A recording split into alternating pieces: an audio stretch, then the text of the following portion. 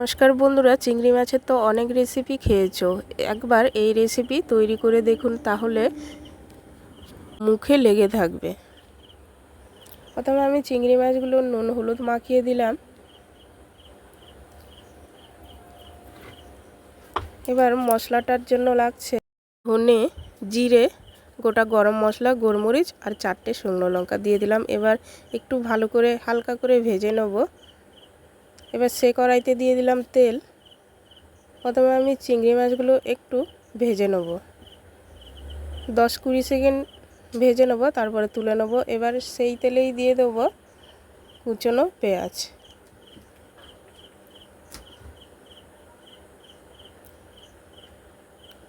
পেঁয়াজটা হালকা ভাজা হয়ে গেছে, দিয়ে দিলাম আদা বাটা, রসুন বাটা।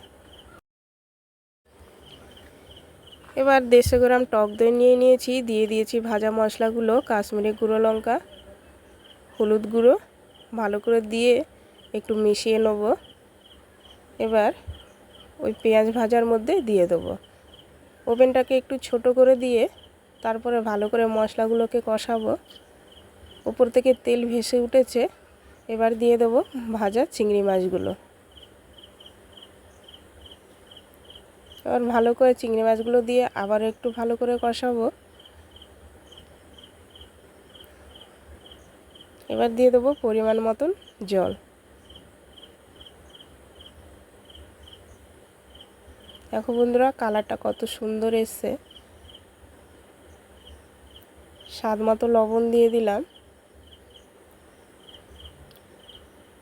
এবার একটু ফুটবে।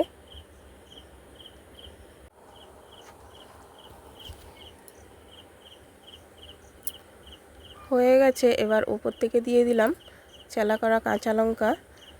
চিংড়ি মাছের ভুনার রেসিপি বন্ধুরা কেমন হয়েছে কমেন্টে জানাবে, এবং ইউটিউবে দেখে থাকলে তোমরা চ্যানেলটাকে সাবস্ক্রাইব করবে।